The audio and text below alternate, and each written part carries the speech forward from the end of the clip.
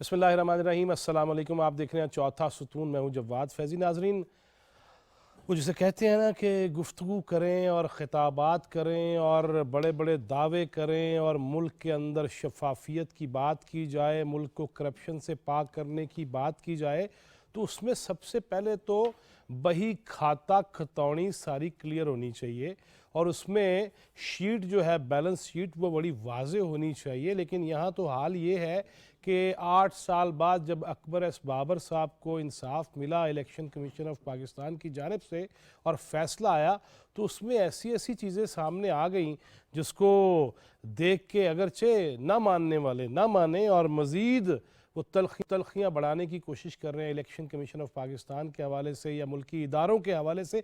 और अफसोस ये कि हम तो आली मरतबत शहदा को भी नहीं छोड़ रहे।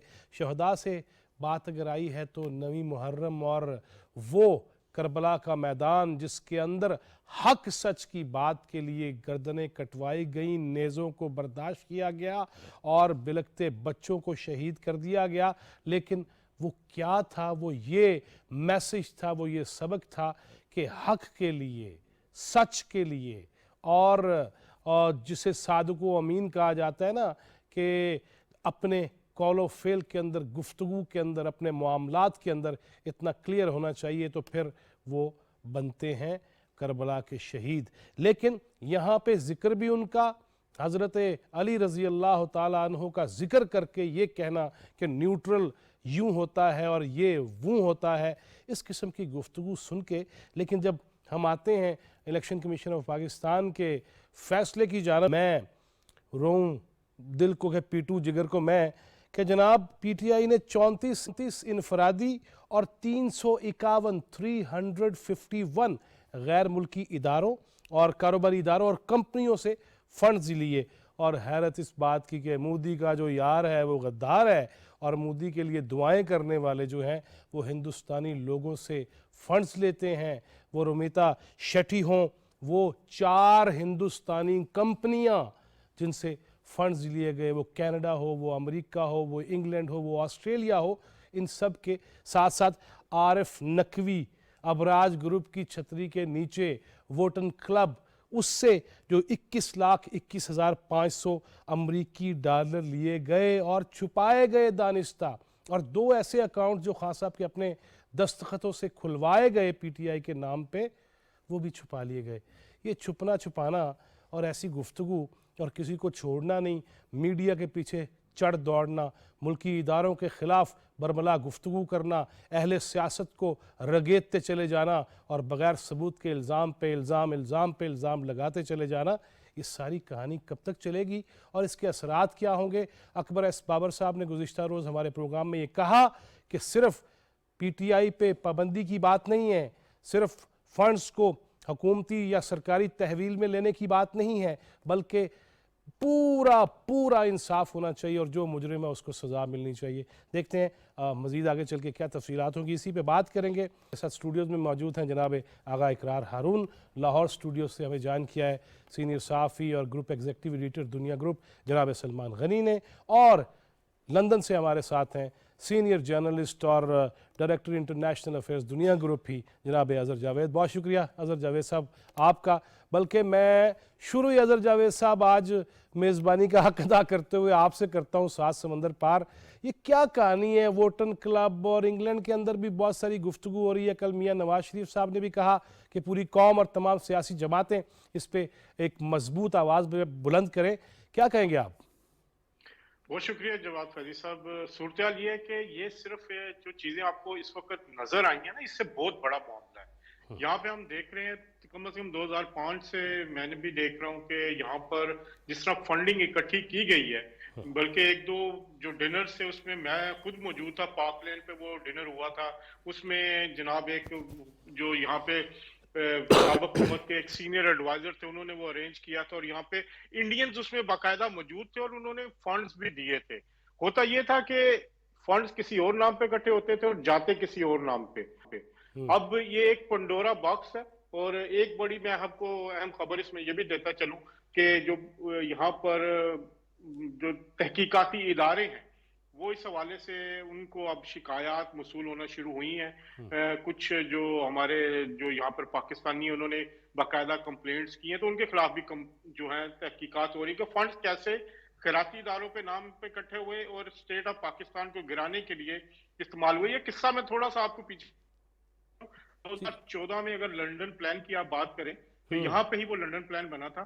وہاں پہ یہیں پہ کچھ اسٹیبلشمنٹ کے حاضر سروس لوگ تھے, کچھ لوگ جو یہاں پر جو یہ آج کل حکومت میں پنجاب میں ہے اس میں اس حکومت میں پنجاب حکومت میں بھی شامل ہیں. کچھ ہمارے تحریک انصاف کے جو چیئرمین ہیں وہ بھی یہاں پہ ملے تھے. تو اس وقت سے یہ سلسلہ شروع ہو کے یہ سلسلہ آگے بڑھا جس میں حکومت کو گرانے, ایک منتخب حکومت کو گرانے, ایک منتخب وزیر اعظم کو گرانے کا پلان غیر ملکی سرزمین پر تشکیل پایا. ایک بہت اہم خاتون یہاں پہ پی ٹی آئی آ رہی ہیں آج کل, وہ پاکستان میں وہ فنڈنگ یہاں پہ اکٹھی کرتی رہی ہیں پی ٹی آئی کے لیے. میں نام نہیں ان کا لوں گی, لیکن وہ ایک سابق گورنر کے ساتھ موجود آج کل ہوتی ہیں, وہ چھوڑ گئی تھی انہی بے ضابطگیوں کی وجہ سے. تو یہ سلسلہ بہت ہی لمبا ہے. ابھی تک تو میرا خیال ہے اس کا صرف 10% بھی سامنے نہیں آیا کہ کیسے اکٹھے پیسے ہوئے. اظہر جاوید صاحب میں کل عظیم میاں صاحب سے نیو یارک میں بات ہو رہی تھی, آج بھی کوشش کریں گے اگر وہ صبح جاگ جائیں ان کی تو وہ بھی اگر ان سے بھی بات کریں گے, وہ بھی یہی کہہ رہے تھے کہ اگر یہ سلسلہ بڑھ گیا تو پھر انگلینڈ ہو یا امریکہ ہو وہاں پہ بھی کیس بن سکتے ہیں. نہیں بن رہے ہیں. میں آپ کو یہ مصدقہ اطلاع دے رہا ہوں کہ نیشنل کرائم ایجنسی جو این سی اے ہے یہاں کی, وہ ان تمام معاملات کو ٹیک اپ کر رہی ہے اور اس سلسلے میں باقاعدہ ان کو شکایات موصول ہو چکی ہیں. یہ میں بڑی اتھینٹک خبر آپ کو دے رہا ہوں, اور وہ این سی اے جو ہے ان تمام معاملات کو دیکھے گی. یہاں پر عام لوگوں سے بھی پیسے لیے گئے, اور جب میں خود ایک جس میں عمران خان صاحب موجود تھے, پاک لینڈ کے ہوٹل میں وہ فنکشن ہوا تھا, اس میں کم از کم 10 کے قریب انڈین شہری موجود تھے جنہوں نے پیسے دیے تھے. یہ تو میرے سامنے کی بات ہے. اس کے علاوہ ہم نے کئی فنڈ ریزنگ یہاں پہ دیکھی ہیں, لوگوں سے پیسے لے کے لیے کسی اور نام پہ گئے ہیں لیکن سیاست میں وہ استعمال ہوئے, حکومتوں کو گرانے میں استعمال ہوئے, اور یہاں کی لوکل لاز کی بھی خلاف ورزی ہوئی. جو چیریٹی کمیشن ہے وہ بھی اس کے بارے میں تحقیقات شروع کر رہا ہے. تو ایک بڑا پھندا جو ہے اس سارے معاملے میں آ رہا ہے, اور وہ معصوم پاکستانی جنہوں نے تبدیلی کے نام پہ یہاں سے فنڈ دیے تھے ان کے لیے بھی مشکلات ہوں گی, کیونکہ ان کے اکاؤنٹ سے بھی پیسے گئے ہیں. تو تمام لوگوں کو بلایا جائے گا, ایک بہت بڑا چکر کھلنے والا ہے. اور خاص طور پہ یہ جو خلاف ورزیاں ہوئی ہیں یہاں کے قوانین کی, اس کے بارے میں بہت سارے معاملات آپ کو اگلے ہفتے میں یہاں پہ اگلے ہفتے میں ملیں گے. میں اظہر بھائی ذرا سلمان غنی صاحب کو پہلے لاہور میں خوش آمدید تو میں کر چکا ہوں. سلمان غنی صاحب یہ کیا ہے, شوکت خانم کے لیے فنڈ ریزنگ ہو تو ہندوستانی گلوکارائیں, اداکارائیں اور گلوکار جو پچھلے دنوں ہیومن سمگلنگ میں گرفتار ہو گیا دلیر مہدی, ان کو بلانا, یہ ہم دفعہ ایک طرف بات کرتے ہیں پاکستانیت کی, ریاست مدینہ کی, اور دوسری جانب ہر چیز میں ہمیں انڈین بہت زیادہ پسند ہیں, اور خان صاحب کی گفتگو تو کچھ اور ہے, عمل کچھ اور نہیں ہے.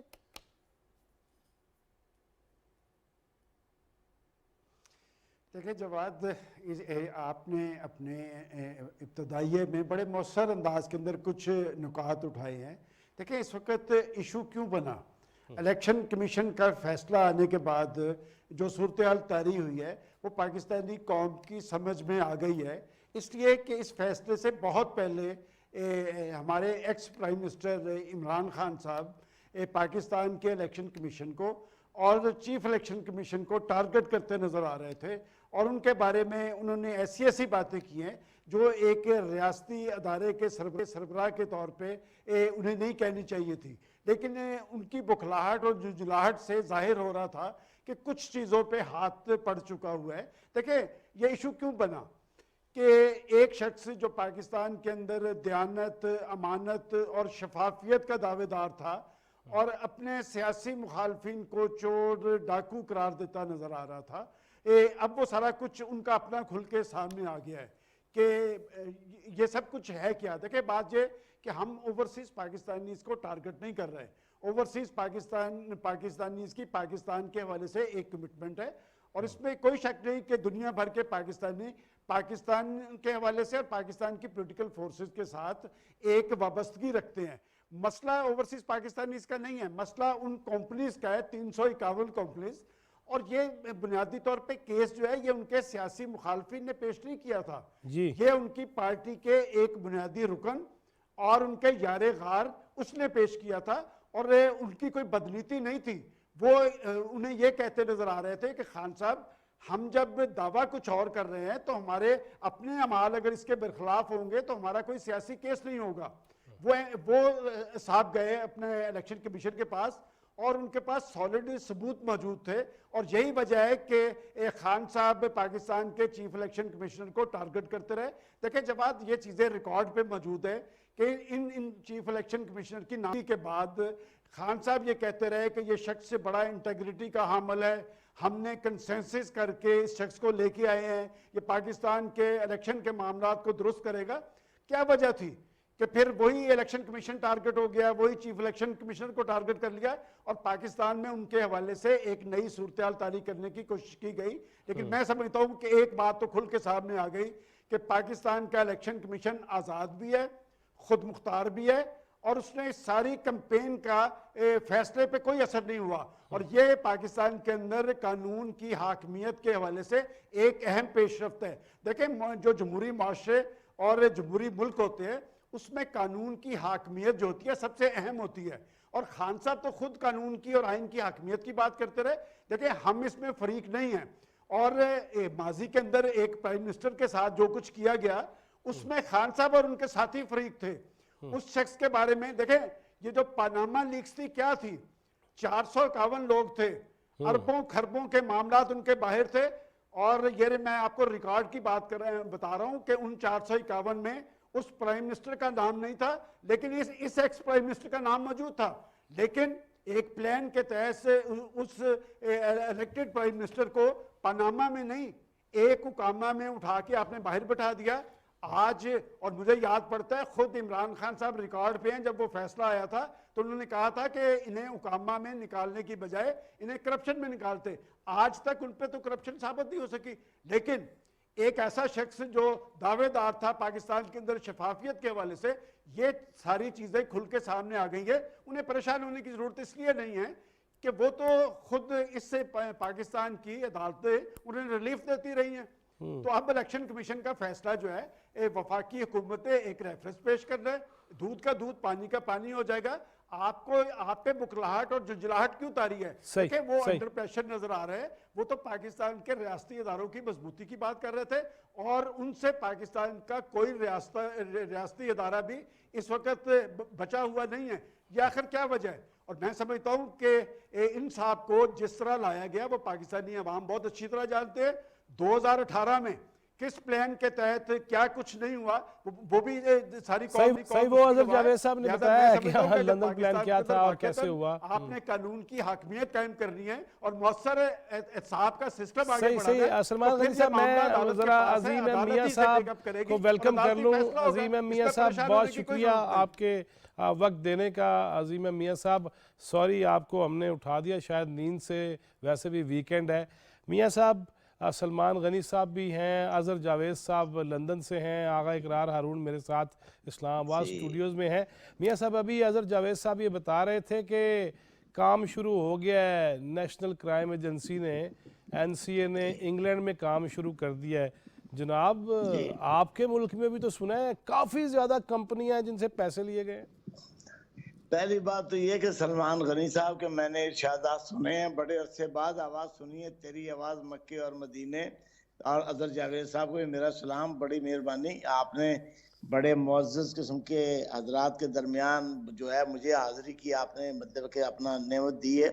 لیکن بات یہ ہے کہ دیکھیے ابھی بھی وہاں پر جو پاکستان میں الیکشن کمیشن وغیرہ نے جو فیصلے دیے ہیں اس میں ابھی بھی بہت ساری چیزوں کی کمی پائی جاتی ہے. پہلی بات تو یہ ہے کہ دیکھیے یہ واقعہ جو ہے جو ان کی یہاں پر فارا، میں تو امریکہ کے حوالے سے بات کروں گا کہ امریکہ میں جو ہے جب فارا جو ہے فورن اپنا ایجنسی جو ہے فورن ایجنٹ رجسٹریشن ایجنسی جو ہے اس کے پاس جو انہوں نے رجسٹر کروایا وہ کب کروایا؟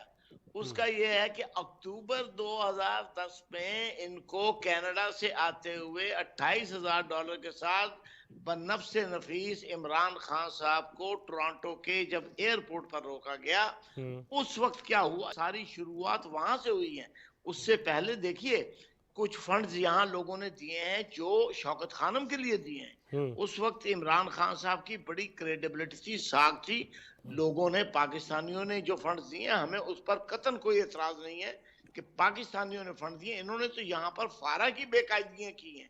اور دوسری بات یہ کہ فارا کے اندر پہلے انہوں نے یہ سٹینڈ لیا کہ دیکھیے جی ہم نے لوگوں کو کمیشن پہ ہائر کیا تھا کہ وہ فنڈ اکٹھے کریں، ہمیں نہیں پتا کہاں سے کیے۔ آپ اگر ابتدائی ریکارڈ دیکھیں تو اس وقت پی ٹی آئی کا یہ سٹینڈ تھا، لیکن بعد میں جب ان کے رولز وغیرہ سب دیکھے گئے اور ان کے بھی رولز دیکھے گئے تو ان کے پاس، چیئرمین صاحب کے پاس یہ اتھارٹی تھی کہ وہ ایک بیک جنبش قلم جو ہے، جس آدمی کو چاہیں گے اپنی مرضی سے اس کو جو ہے اپنے پارٹی کے ایجنٹ کے طور سے ہٹا دیں گے، اور جس کو چاہیں گے یہ اپوائنٹ کریں گے۔ اور اگر آپ وہ ریکارڈ دیکھیں تو انہوں نے ایک نہیں، انہوں نے متعدد مطلب کہ جو ہیں وہ ایجنٹ انہوں نے بار بار مقرر کیے، کبھی کسی کو ٹیکسس میکسس میں کر دیا، کبھی کسی کو کیلیفورنیا میں کر دیا، کبھی کسی کو نیو یارک میں کر دیا۔ تو یہ جو ہے P T I L L C ایک نہیں بنی، کئی بنی، اور وہ فنڈز اکٹھے کرتی رہیں، اور فنڈز اکٹھے کرنے کے بعد وہ فارا میں یہ بھی فائل کرتی رہی ہیں کہ وہ پی ٹی آئی کے اکاؤنٹ میں گئے ہیں۔ پہلی بات تو یہ کہ دیکھیے یہ کون سا نصاب ہے، یہ کون سا مطلب کہ کون سا نظام ہے کہ جس میں چیریٹی، جو خیراتی اور فلاحی کام کے لیے پیسہ اکٹھا ہو، وہ پیسہ کسی سیاسی پارٹی کے اکاؤنٹ میں جائے کہ وہ سیاسی پارٹی اپنا پروگرام چلائے گی۔ اس میں بہت سارا فنڈ وہ بھی ہے جس کا حساب مطلب ہے کہ جو انویسٹیگیٹرز ہیں ان کو کرنا ہوگا کہ وہ کون سا فنڈ ایسا ہے کہ جو پی ٹی آئی کی بجائے شوکت خانم کے لیے اکٹھا کیا گیا، اور اگر وہ پی ٹی آئی کے اس میں اکاؤنٹ میں آیا ہے تو وہ کیوں آیا ہے؟ کیونکہ شوکت خانم ایک فلاحی ادارہ اور پی ٹی آئی ایک سیاسی پارٹی، تو اگر یہ بھی ہوا ہے تو یہ بھی مقاصد کے لیے وہ غلط ہے۔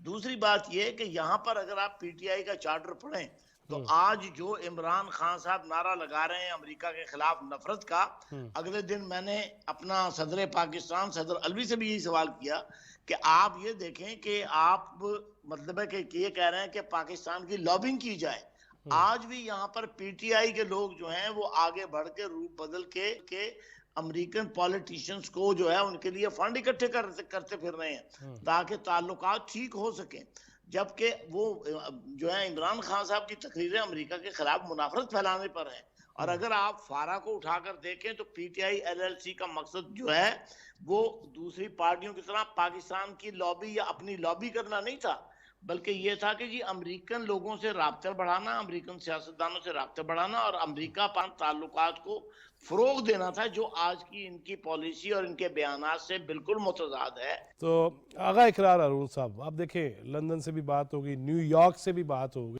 اور لاہور سے بھی بات ہو گئی، اسلام آباد میں کیا چل رہا ہے؟ یار یہ جگ صحیح نہیں ہے۔ ویسے یہ کہتے ہیں جی پوری دنیا میں مخالفین نے پاکستان کو جو ہے وہ بدنام کرایا، یہ کیا ہے؟ فیض صاحب، کیا یہ جگ ہسائی نہیں ہے کہ اگر ہمیں پتہ چل چکا ہے کہ ایک شخص نے یا ایک پارٹی نے یا ایک این جی او نے ایسے فرض لیے ہیں جو ہمارے دشمن ممالک سے لیے ہیں، تو وہ شخص آج بھی اسی شہر میں بغیر کسی مسئلے سے پھر رہا ہے؟ یہی کام کسی این جی او نے کیا ہوتا نا، یا کسی پرائیویٹ شخص نے کیا ہوتا، یا ایون کسی پرائیویٹ انٹرپرینور نے کیا ہوتا، تو آپ کی جنسز کو اٹھا کے نہ لے گئی ہوتی؟ آنیسٹلی بتائیے، بی ویری آنیسٹ۔ صحیح ہے۔ کیوں؟ میرا مقصد یہ ہے کہ کیوں یہ ہوتا ہے کہ لاڈلے کو کبھی بھی ہاتھ نہیں پڑتا ہے، اور جب پڑتا ہے تو اس کو ریلیف مل جاتا ہے، لیکن پہلے تو ہاتھ پڑنے والی بات ہے نا، ریلیف تو بعد میں ہم دیکھیں گے۔ دیکھیں یہ چھوٹا، یعنی کہ اتنے سینئر عظیم میاں صاحب کو میرا بھی سنا، اتنے سینئر لوگ بیٹھے ہوئے ہیں، انہوں نے اپنے اپنے ممالک میں بتا دیا جب یہ پکڑے گئے تھے 2010 میں ٹورانٹو ایئرپورٹ پہ، جب یہ واپس آئے تھے، کیا ایف آئی این این سے پوچھا تھا کیا ہوا ہے وہاں پہ؟ کیسے پیسے لے کر آ رہے تھے؟ اگر کوئی پاکستانی $28,000 کے ساتھ کسی ایئرپورٹ پہ پکڑا جاتا، جیسے وہ لینڈ کرتے اسلام آباد، راولپنڈی یا کراچی میں، اس کو انویسٹیگیشن نہ کرتی ایف آئی اے؟ کیوں نہیں کیا؟ کس کی حکومت تھی؟ دیکھیں اپنا فیض صاحب، ہمیں یہ چیزیں دیکھنی پڑے گی۔ ابھی تو ہم وہ باتیں کر رہے ہیں، میاں صاحب بھی، میں بھی، حضرت جاوید صاحب بھی، میں آئی واز دیئر جب 2010 میں سارا کچھ ہوا تھا، میاں صاحب اور میں اکٹھے تھے اس وقت کینیڈا میں ہی جب یہ ساری چیزیں ہوئی تھیں. ابھی تو بہت کچھ ہم نے بھی دیکھا ہوا، لیکن ہم تو بات وہ کرنا چاہ رہے ہیں جو ریکارڈ پہ ہے، ورنہ ان آنکھوں نے تو یہ بڑا ریکارڈ کچھ پہ دیکھا ہے. $28,000 کا پکڑا جانا ریکارڈ پہ ہے. کوئی ایکشن نہیں ہوا شخص کے خلاف. اس نے جو اس کی پارٹی نے جو ہرزہ سرائی کی ہے، جو زبان استعمال کی ہے ہمارے مارٹرز کے خلاف، ہمارے شہداء کے خلاف، یہ پچھلے 3 دنوں میں کوئی ایکشن نہیں ہوا آج تک اس کے خلاف، نہ اس کی پارٹی کے خلاف. کوئی اور پارٹی کر کے مجھے دکھایا ایسے، میں دیکھتا ہوں وہ پارٹی پاکستان میں کیسے رہتی ہے. سوچنا یہ ہے کیا مسئلہ ہے کہ وہ شخص تمام اداروں سے اوپر جا چکا ہوا ہے، تمام ادارے دیوار کے ساتھ لگ گئے ہوئے ہیں، وہ جو مرضی کی. یہ تو ابھی کیس ہے نا، میں دیکھوں گا اس کیس کا کیا فیصلہ نکلتا ہے. اور بھائی جان یہاں یہ حال ہو گیا ہے، میں ذرا حضرت جاوید صاحب سے بھی بات کر لوں کہ یہاں تو یہ ہے کہ لبیک یا رسول اللہ یا لبیک یا حسین کے نعرے لگتے ہیں، اب تو لبیک یا عمران خان شروع ہو گیا، نعوذ باللہ. حضرت جاوید صاحب باہر کے ممالک میں ہم نے بھی دیکھا ہے، حضرت قادری ہوا کرتے تھے، آج کل بھی ہوں گے کتے، اور ان کے حوالے سے جو چیزیں ہم نے دیکھی سنی، اب خان صاحب کے حوالے سے بھی وہی چیزیں ہیں. حضرت جاوید صاحب ہم کب تک دولے شاہ کے چوہے رہیں گے؟ جواد فیضی صاحب، ایک اس میں بڑا ٹیسٹ کیس ہے. میں پرائم منسٹر آف پاکستان سے درخواست کرتا ہوں کہ وہ ایک تحقیقاتی کمیشن اس پہ بھی بنائے کہ 2014 میں جو لنڈن پلان بنا تھا، جو سازش ہوئی تھی، جو ملاقاتیں 3 یہاں پہ ہوئی تھیں، ان کی تحقیقات کی جائیں. ایف آئی او کو کہا جائے کہ کیا اس وقت جو اجویل روڈ پہ جو ایک بلڈنگ ہے اس کے اندر جب یہ لوگ ملے تھے، جو ہمارے اس وقت بڑے سیاسی رہنما ہیں اور اسٹیبلشمنٹ کے جو صاحب تھے اس وقت ان یونیفارم، اور اس کی سٹوریز بھی آ چکی ہیں، وہ پاکستان کو غیر مستحکم کرنے کی سازش کا آغاز تھا. 2014 کی میں بات کر رہا ہوں. اسی کے دوران یہ چیزیں طے ہوئی تھی کہ کس کو کتنے پیسے ملنے ہیں، دھرنے میں کیسے جانا ہے، دھرنا کیسے پلان ہونا ہے، اور کس کا کیا رول ہوگا. لنڈن پاکستان کو غیر مستحکم کرنے کی سازش کا مرکز رہا ہے. ابھی بھی یہاں اس وقت بھی ہم نے دیکھا کہ انڈین ایمبیسی کے جو لوگ تھے، انہی کے کہنے پہ یہ کیسے ہو سکتا ہے کہ ایک انڈین جو ہے وہ انڈین ایمبیسی یا حکومت سے چھپ کے ہزاروں پاؤنڈ، لاکھوں پاؤنڈ دے دے اور ہم ان کی ایمبیسی کو پتہ نہ ہو. تو یہ کنیکشن بھی آپ کو مد نظر رکھنا چاہیے. وزیر اعظم پاکستان کو چاہیے کہ جہاں یہ فارن فنڈنگ کیس کا تحقیقات کر رہے ہیں ایف آئی اے کو، تو ایف آئی اے نے شروع کی ہے، تو اس ایلیمنٹ کو بھی سامنے لائیں کہ 2014 میں کس طریقے سے پاکستان میں پیسہ آیا. وہ ساری چیزوں کا میں بھی گواہ ہوں. میرے سامنے بھی معاملات کیونکہ رپورٹنگ کرتے تھے، ہم نے وہ چیزیں بھی دیکھی ہوئی ہیں کہ کس جگہ سے کس نے، خاص طور پہ علامہ طاہر القادری جب پاکستان آ رہے تھے ان کو فنڈنگ کیسے ہوئی، جو پاکستان لوگ آئے اس جہاز میں آئے، پیسے کس نے دیے، کیوں پاکستان کو ایک جو ایک منتخب حکومت تھی اس کو گرانے کے لیے، ایک منتخب وزیر اعظم کو گرانے کے لیے دھرنے بھی اربوں روپے کا نقصان ہوا. چائنیز پرائم جو سربراہ وہ نہیں آ سکے. تو ایک اتنی بڑی گہری سازش یہاں لندن سے ہوئی ہے، یہاں پہ ایف آئی اے کی تحقیقات. اور دوسرا، اوورسیز پاکستانی معصوم ہوتے ہیں، وہ چاہتے ہیں کہ جو سسٹم یہاں پہ ہے برطانیہ میں یا امریکہ میں ہے یا جاپان میں ہے اس کی طرح کا ادھر بھی ہو. وہ دھوکے میں آئے. انہوں نے فنڈز ان سے چیریٹیز کے نام پہ لیتے رہے اور وہ فنڈز استعمال ہوئے حکومت کو ڈسٹیبلائز کرنے کے لیے، اپنے انتخابی مہم میں کرنے کے لیے. یہ بہت بڑا الزام ہے. اس الزام کی بھی تحقیقات ہونی چاہیے. ایف آئی اے یہاں سے بھی جو بینکس ہیں ان سے رابطہ کرے. اب تو یہ بھی موجود ہے کہ برطانوی حکومت پابند ہے پاکستانی حکومت کو تعاون دینے کے لیے، دیکھنے کے لیے کہ اینٹی منی لانڈرنگ اور اس طرح کی جو 2 طرفہ رقوم بھیجی جا رہی ہیں اس کے سورسز کیا ہیں. تو اس طرف اگر آتے ہیں تو یہ آپ تو یہ ممنوعہ فنڈنگ کا فیصلہ تو بھول جائیں گے. جو کروڑوں روپے، اربوں روپیہ یہاں سے آیا، جس کی ایک مثال ووٹن کرکٹ کلب کی آن ریکارڈ آئی ہے، اور باقی فائنینشیل ٹائمز کی سٹوری ہے. ایک اور سٹوری بھی آ رہی ہے فائنینشیل ٹائمز کی جس میں اور مزید تحقیقات ہوں گی. تو ہمارے اداروں کو سوچنا چاہیے کہ پاکستان کو غیر مستحکم کرنے کے لیے بیرونی قوتوں نے 2014 سے لے کے اب تک کیا رول ادا کیا اور لندن کا کیا کردار تھا. اس کو پلیز کائنڈلی اس چیز پہ اس کو تحقیقات بہت ضروری ہے. نہیں، یہ ڈیفینیٹلی یہ مطالبہ جائے گا اور سلمان غنی صاحب بھی اس میں کردار ادا کریں گے. سلمان غنی صاحب ایسے ساری زندگی ہم نے بعد میں سارے انکشافات دیکھنے ہیں، یہ ہوا تھا، کبھی تو کوئی منطقی نتیجہ بھی نکلے نا.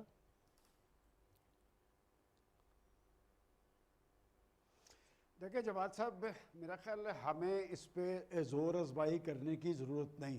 ایک بات تو ثابت ہو گئی ہے کہ ممنوع فنڈنگ پاکستان کے اندر ہوئی ہے، ایک پولیٹیکل پارٹی کے اکاؤنٹس میں یہ فنڈ آئے ہیں، اور اب تحقیقات تو اس بات کی ہونی چاہیے کہ وہ جو کمپنیز تھیں ان کے مفادات کیا تھے کہ وہ ان کو فنڈنگ کر رہی تھی۔ میں یہ بات تو ماننے کے لیے تیار ہوں کہ اوورسیز پاکستانیز نے ان کو فنڈ دیے ہیں، لیکن ان کی تو پاکستان کے ساتھ کمٹمنٹ ہے۔ یہ جو فورن کمپنیز تھی ان کے مفادات کیا تھے؟ اور میں آپ کو صرف لاہور کی ایک کمپنی کی بات بتا دیتا ہوں کہ لاہور کے والٹن ایئرپورٹ پہ وہ جو ابو ظبی والے صاحب ہیں جنہوں نے 20 کروڑ روپے بھیجے تھے اور عارف نقوی صاحب نے 12 کروڑ ان کو ٹرانسفر کیے، 8 کروڑ اس میں سے بھی لے آئے، تو یہ تو 1.5 ارب کا معاملہ ہے۔ یہ معاملہ اب جائے گا کورٹ میں۔ دیکھیں میں اس لیے کہتا ہوں کہ خان صاحب کو اس پہ جھنجھلاہٹ یا بخلاہٹ اختیار کرنے کی ضرورت نہیں ہے۔ اصل پریشانی کیا ہے؟ دیکھیں آپ تو بات کر رہے ہیں ممنوع فنڈنگ کی، ایک اور چیز ایسی ہے جس پہ میں نے بطور پاکستانی خود مجھے بھی شرمندگی ہوئی ہے، وہ ہے توشہ خانہ کا کیس۔ باجے کہ اس سے پہلے پاکستان کے حکمرانوں کو یہی ٹارگٹ کرتے نظر آتے تھے توشہ خانہ کے حوالے سے، لیکن اس طرح کی مثال کوئی نہیں تھی کہ ماضی کے حکمرانوں نے جو گفٹ آیا ہو وہ وہاں سے خریدا ہو اور اس کے بعد جا کے بازار میں بیچ رہے ہو۔ وہ کیس مجھے اس سے زیادہ سالڈ لگتا ہے کہ آپ نے 16 کروڑ روپیہ وصول کیا، اور کتنی شرم کی بات ہے کہ فیض صاحب آپ مجھے ایک ٹائی دیں یا میں آپ کو ایک کوٹ دوں اور آپ کو پتا چلے کہ میں نے آپ کی ٹائی بیچ دیا یا آپ نے میرا کوٹ بیچ دیا، کتنی شرمناک بات ہے۔ اور ایک ایسا شخص پاکستان کے اندر حکمران تھا جس کو گفٹ کیے پاکستان کے دوست ممالک کے لوگوں نے، اور آپ جا کے مارکیٹ کے اندر اسے بیچ رہے ہیں۔ میں سمجھتا ہوں توشہ خانہ کا کیس اس سے زیادہ سنجیدہ ہے، اس لیے کہ انہوں نے اپنے ریٹرن میں وہ 16 کروڑ ثابت نہیں کیے۔ دوسری بات فیض صاحب وہ جو میاں صاحب نے نیو یارک سے کیا ہے وہ یہ کہہ رہے تھے کہ یہ اپنے آپ کو امریکہ کا مخالف شو کر رہے ہیں۔ میرا خیال فیض صاحب آپ کے ناظرین کو پتہ چلنا چاہیے کہ 2018 کی تبدیلی کیسے آئی تھی۔ 2018 کی تبدیلی میں آپ کو پورے وثوق سے کہہ رہا ہوں یہ اینٹی سی پیک تبدیلی تھی، کیونکہ سی پیک کچھ فورسز کو ہضم نہیں ہو رہا تھا۔ اور مجھے یاد پڑتا ہے کہ میں خود one belt one road conference جب چائنا میں ہوئی، نواز شریف صاحب پرائم منسٹر تھے اور وہاں کے پریزیڈنٹ شی نے اپنے خطاب میں پاکستان کے معاشی رول کی بات کی تھی کہ پاکستان بھی ٹیک آف کرے گا اور دنیا کے اندر معاشی حوالے سے بہتری آئے گی۔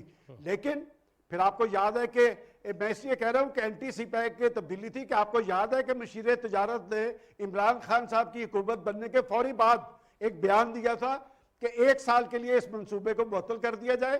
پھر انہی پرائم منسٹر نے بلوچستان کے اندر کھڑے ہو کے کہا کہ سی پیک کے معاہدوں میں کرپشن ہوئی ہے۔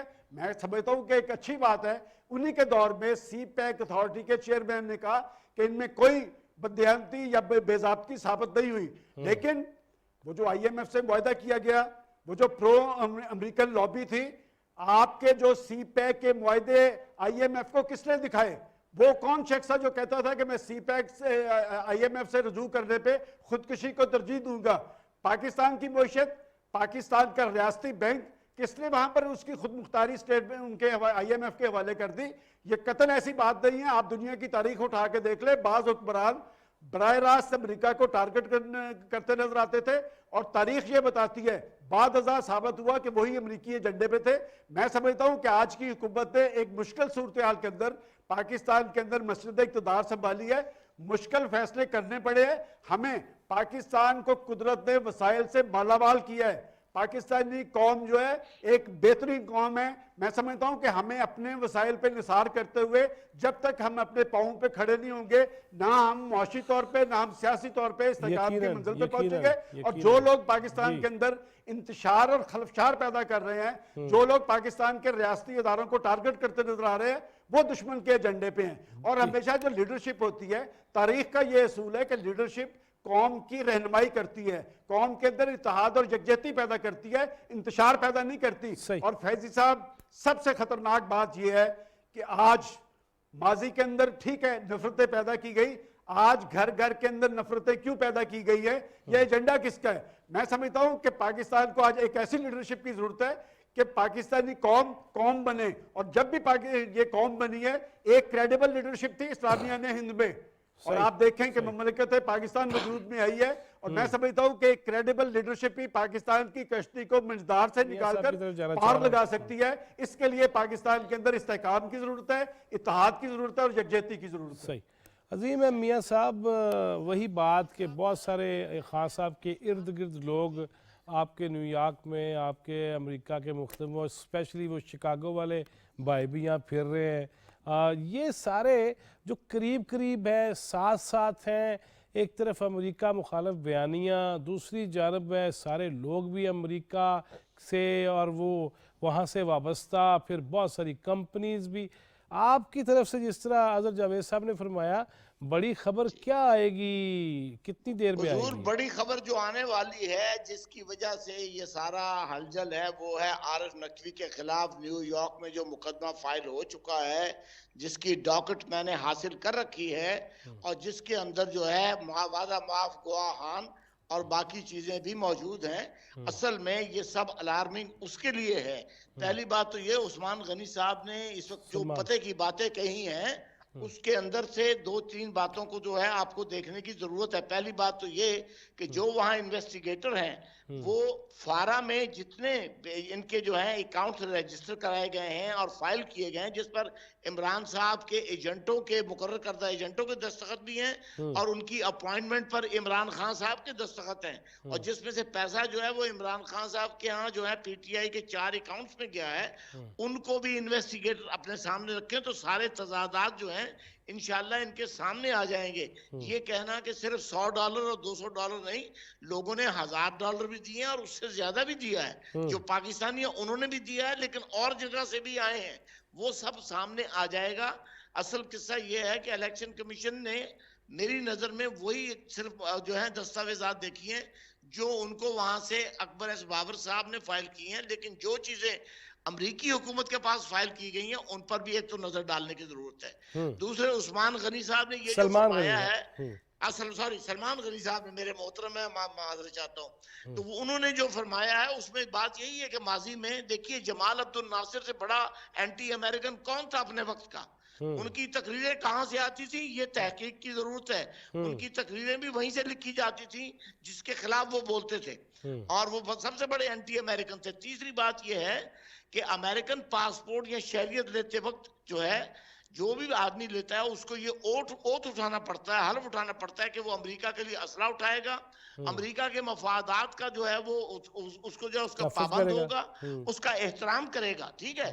اب آپ یہ دیکھیں کہ ان کی کابینہ میں اور ان کے مشیروں کے اندر کتنے وہ لوگ ہیں کہ جو ہاتھ رنگ کے واپس بھی آ چکے ہیں امریکن سٹیزن ہوتے ہوئے، اور بہت سارے وہاں کام کر رہے ہیں، اور وہ وہاں اگر کام کر رہے ہیں تو یہ پتہ کیا جائے وہ کس کے لیے ہیں۔ 1-2 حضرات تو ایسے بھی ہیں کہ جو اس وقت عمران خان کے بہت بڑے پروموٹر ہیں، لیکن اگر ان کے آپ امریکن پاسپورٹ پہ نام دیکھیں تو ان کے نام وہ ہیں جو یہودیوں کے نام ہوتے ہیں۔ میں آپ سے بالکل یہ انکشاف کی بات کر رہا ہوں کہ بہت سارے ایسے ممتاز حضرات وہاں پر موجود ہیں کہ جن کے نام جو ہیں وہ مسلمانوں والا نام نہیں ہے۔ ان کا اگر پاسپورٹ دیکھیں وہ وہاں پاکستان میں مسلمان نام لے کر پھر رہے ہیں اور مطلب خان صاحب کا ساتھ دے رہے ہیں۔ تو ان سے یہ پوچھا جائے کہ یہ مطلب ہے کہ جو ہے جب امریکی اوتھ کی اگر یہ غداری ہے تو پھر جب وہ امریکہ واپس آئیں گے تو ان کے ساتھ امریکن ادارہ جو ہے وہ جائز طور پر جو بھی انکوائری کر سکتا ہے وہ ضرور کرے گا۔ لیکن یہ چیزیں تو ہو گئیں۔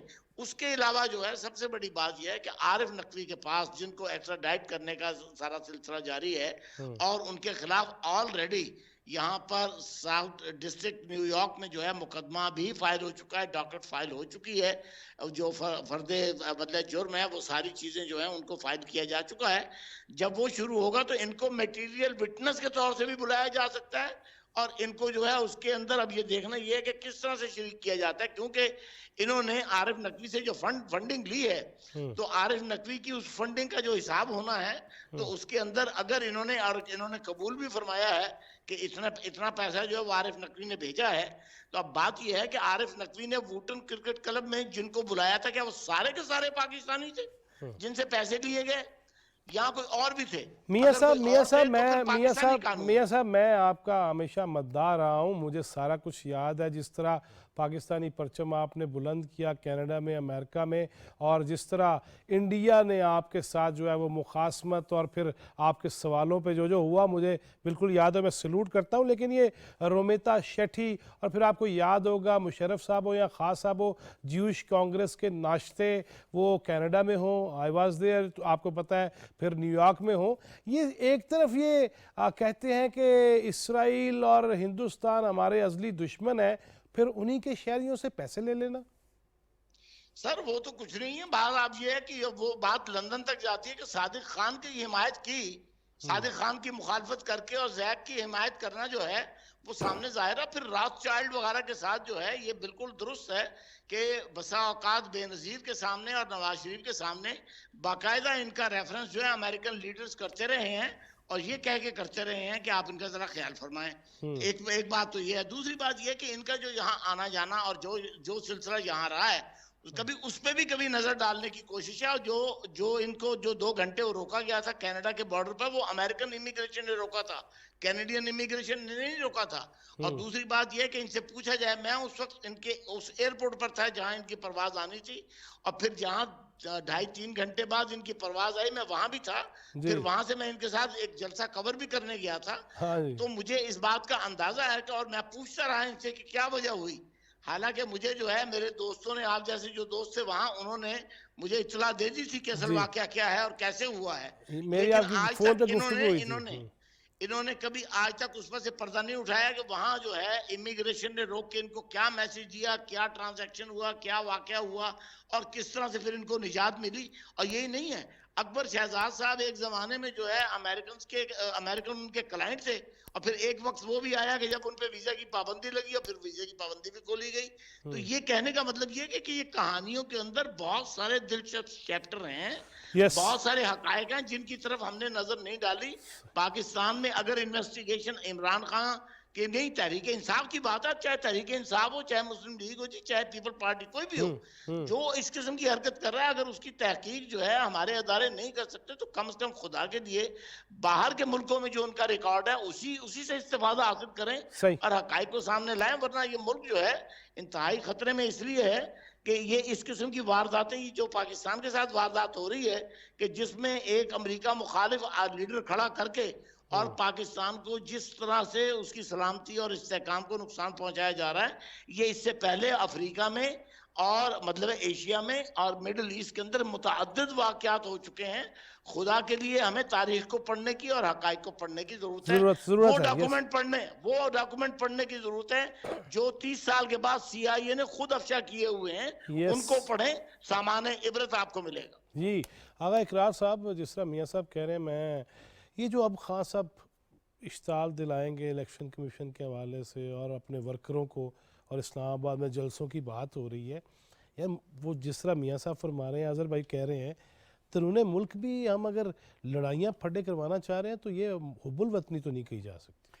دیکھیں میں پھر وہی بات کروں گا کہ بہت ڈیٹیل سے میاں صاحب نے آپ کو بتایا ہے. میرے یہ کویشچنز جو ہیں, میرے کچھ پہلے بھی کویشچنز ہیں, میاں صاحب کی گفتگو سن کے اور کویشچنز پیدا ہو گئے ہیں کہ کیا عمران خان صرف وہی ہے جو ہمیں نظر آتا ہے, یا کسی بہت بڑے ایجنڈے کا ایک اس کے بیچ میں ایک کلاگ ہے, اور اگر وہ کلاگ ہے تو اس کا تو پھر کام ہی اس ملک میں جو ہے نفرتیں پھیلانا ہے, بھائی کو بھائی سے لڑانا ہے. پاکستان میں سے کمپلیٹلی جو ایک ہارمنی ہے, ایک سوشل ہارمنی ہے, اس کو ختم کرنا ہے اور کیوس کی طرف لے کے جانا ہے کنٹری کو. میاں صاحب نے بات شاید نام نہیں لیا کیونکہ وہ شاید نہیں لینا چاہتے تھے. ڈیفینیٹلی ہمارے پاس عراق کی مثال سب سے بڑی ہے. عراق میں کیا کیا گیا تھا, عراق میں پہلے ہارمنی ختم کی گئی تھی سوسائٹی کی, لیڈر لا کے ان کو لڑایا گیا تھا, لوگوں کو آپس میں بھائی کو بھائی سے لڑایا گیا تھا, اور پھر چیزیں ٹکر ڈاؤن ہوتی گئی آپ کے سامنے. مجھے ایک بات بتائیے فیض صاحب, آپ کو تقریباً 30 سال جرنلزم کو ہو گئے ہیں, اور میاں صاحب یہاں پہ بیٹھے ہوئے ہیں, ان کو میرے خیال میں ہماری تقریباً عمر ہے اتنی ہوگی. کیا پاکستان میں کبھی کسی پولیٹیکل یہاں پیپلز پارٹی اور PMLN کو 3 دفعہ گھر بھیجا گیا ہوا ہے, یہ ذہن میں رکھیے. اور پیپلز پارٹی نے کہ اب دیکھا جائے تو ان کا جو چیئرمین تھا اس کو پھانسی بھی لٹکایا گیا ہوا ہے, اور بعد میں کورٹ نے ثابت کیا کہ وہ پھانسی غلط تھی. پھر بھی کیا کسی پولیٹیکل پارٹی نے پاکستان کے اداروں کو اس طرح رگیدا, اس طرح مذاق اڑایا, اس طرح ٹانٹنگ کی جو PTI کر رہی ہے آج؟ اور یہ پچھلے ہفتے کی مثال تو آپ کے سامنے, لیکن سوال پھر میں چھوڑ کے جا رہا ہوں, جواب میرے خیال میں ان دوستوں کو بھی دینا چاہیے. کیا وجہ ہے اس شخص کے اوپر اس کی پارٹی پہ کوئی ہاتھ نہیں ڈالتا ہے؟ پہلے کہہ چکے اظہر جاوید صاحب, میں سمجھتا ہوں, میں بھی پردیس میں رہ کے آیا, آپ بھی وہاں پہ ہیں, اس میں کوئی شک نہیں کہ ہمارے دلوں میں پاکستان ہے، ہمارے خون میں پاکستان ہے، لیکن اگر وہاں بیٹھ کے باہر سے پاکستان کے اداروں کے خلاف مہم چلائی جائے تو ہم سارے بہت نونے کاکے ہیں کہ ہم چل پڑتے ہیں، یا برین واشنگ کا ایشو ہے؟ جواد فیض صاحب، یہ 2014 کے بعد سے برین واشنگ شروع ہو گئی تھی. یہ اسی ایک گریٹر ایجنڈے کا حصہ تھا کہ آپ نے دیکھا سوشل میڈیا پہ جس طرح ایک کمپین بنائی گئی، جس طرح یہ ایک جماعت کو اٹھایا گیا اور جس طرح ان کو ایک اندھے فالوورز کے طور پر سامنے لایا گیا. جو آپ دیکھتے رہے یہاں پہ سوشل میڈیا پوسٹ ہوتی تھی، جس طرح ایک منظم پروپیگنڈا چلایا جاتا تھا. تو یہاں پہ جو معصوم اوورسیز پاکستانیز ہیں، میں نے جیسے پہلے بتایا کہ وہ پاکستان میں بہتری کے خواہاں ہیں، اس نام پر ان بیچاروں کو لوٹا گیا. ان بیچاروں کی جو نہ صرف مال سے بلکہ ان کی جو انٹلیکچوئل جو صلاحیت تھی اس کو بھی استعمال کیا گیا. میں صرف ایک بات آپ کو بتانا چاہتا ہوں کہ یہاں پر ایک شخص کے بارے میں ہم کہتے ہیں کہ وہ بے ایمان ہو ہی نہیں سکتا. یہ 2005، 6 اور 7 کا قصہ ہے، میں خود اس کا گواہ ہوں. ایک صاحب ہیں یہاں پہ، ان کے یہاں پر 6 سے 7 ریسٹورنٹ ہوتے تھے ایک ہی نام سے. ایک جو یہاں پہ ہمارے بہت پاپولر لیڈر ہیں وہ وہاں پہ آتے تھے اور ہر ایک اوپننگ کا یہ ایک الزام ہے جو اس کے مالک کی طرف سے بھی لگایا جاتا رہا ہے، 10,000 پاؤنڈ لیتے تھے. 5,000 کیش شوکت خانم کے نام پہ اور 5,000 کیش ہوتا، وہ کیش لیا جاتا تھا. کوئی بتا سکتا ہے کہ وہ 5,000 کیش کا کیا بنتا تھا؟ اس طرح کے سینکڑوں واقعات ہیں، معاملات ہیں. ہمیں بحیثیت قوم اور خاص طور پر ہمارے اداروں کو سوچنا پڑے گا کہ پاکستان کو غیر مستحکم کرنے کے لیے جو قوتیں سرگرم عمل رہی ہیں پچھلے 7-8 سال میں، اور جس طرح ان کو پروموٹ کیا گیا، کیا اس کا کوئی احتساب ہوگا؟ یا کوئی بھی اٹھے گا 1,00,000، 2,00,000، 10,00,000، 2-4 ملین ڈالر لے گا اور پاکستان کو غیر مستحکم کر دے گا؟ یہ ساری چیزیں جو ہیں یہ ہمیں سوچنی پڑیں گی. سوشل میڈیا کے لیے بھی قوانین یہاں پہ کتنے سخت ہیں. آپ خود بھی رہے ہیں امریکہ میں بھی، کینیڈا میں بھی اور برطانیہ میں بھی، کہ آپ کسی کے خلاف جھوٹی بات نہیں کر سکتے. لیکن پاکستان ایک عجیب ملک ہے کہ اس میں نہ صرف آپ اداروں کے خلاف بھی جو مرضی اٹھ کے لکھتے ہیں، آپ اپنے شہداء کے خلاف جو ابھی شہید ہوئے ہیلی کاپٹر حادثے میں، یہاں سے بدقسمتی سے بہت سارے لوگ ہیں جو سوشل میڈیا کے یہاں پہ بیٹھے ہوئے ہیں اور یہاں سے انہوں نے ان کے خلاف اس حادثے کے خلاف جو جس طرح کردار ادا کیا، ایک منظم طریقے سے جو یہاں پر لوگوں کو کیا برین واش کیا جا رہا ہے. اور جو جتنا یہاں پہ ہم نے دیکھا کہ چاہے وہ جوڈیشری تھی، جب جوڈیشری کا معاملہ تھا تو یہاں پہ تحریک انصاف کے جلسوں کے دوران معزز ججوں کے اوپر جو جس طرح ان کے پوسٹرز کے ساتھ کیا جاتا تھا، یہاں پر ہمارے جو نہیں دیکھیں نا، پاکستانی پاسپورٹ جلا دیے گئے اظہر بھائی، جھنڈے جلائے گئے ہیں، پاسپورٹ جلائے گئے ہیں. الطاف حسین کو اگر آپ ایک دفعہ پاکستان مرد آباد کہنے پر بین کر سکتے ہیں، آپ کے پاس کلاسک ایگزامپل ہے، تو کیا وہ شخص یا وہ جماعت جو ہمارے شہداء کے خلاف بول رہی ہے، جس نے ہمارے اداروں کے خلاف بات کی ہے، جو پاکستان کے استحکام کے خلاف بات کر رہی ہے، کیا اس پر پابندی نہیں لگ سکتی؟ اب ہمارے اداروں کو بھی سوچنا پڑے گا. میرا خیال ہے پیمرا جو ہے وہ نواز شریف کے خلاف تو بہت تیزی سے موو کیا تھا اس نے کہ نواز شریف پہ پابندی لگا دیجیے، کہ انہوں نے گزرا والا جلسے میں کچھ کہہ دیا تھا.